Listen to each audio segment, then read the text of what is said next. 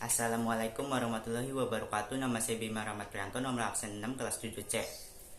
Dampak positif dan negatif perkembangan TIK. Dampak positif dan negatif dalam bidang sosial dan budaya yaitu dampak positifnya adalah meningkatkan rasa percaya diri dan perbedaan kepribadian pria dan wanita.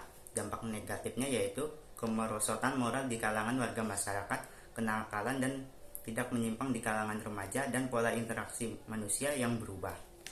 Dampak positif dan negatif dalam bidang pendidikan adalah dampak positifnya yaitu munculnya media elektronik sebagai sumber ilmu dan pusat pendidikan, dan sistem pembelajaran tidak harus melalui tatap muka. Dampak negatifnya yaitu kerahasiaan alat tes psikologi makin terancam dan penyalahgunaan dan pengetahuan bagi perilaku tindak kriminal.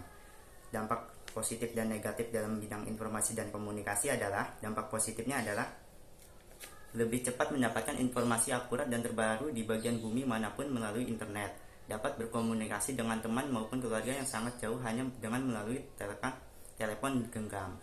Dampak negatifnya yaitu kerusakan komputer karena terserang virus maupun kehilangan berbagai file penting dalam komputer, termasuk di dalamnya kecemasan skala kecil akibat penggunaan komputer. Kerahasiaan alat tes makin terancam karena informasi tentang tes psikologi dapat diperoleh melalui internet, bahkan memperoleh layanan tes psikologi secara online dan dari internet. Dampak positif dan negatif dalam bidang ekonomi dan industri adalah dampak positifnya yaitu pertumbuhan ekonomi yang makin tinggi dan terjadinya industrialisasi serta produktivitas dunia industri makin meningkat. Kemajuan teknologi akan meningkatkan kemampuan produktivitas dunia industri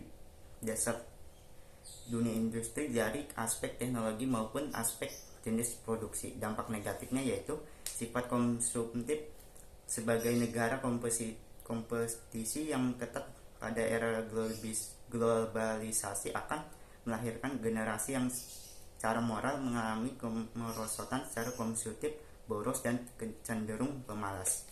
Dampak dalam bidang politik yaitu dampaknya adalah kemampuan, keterampilan, dan gaya hidup hampir memiliki kesamaan dengan kelas menengah di negara-negara barat.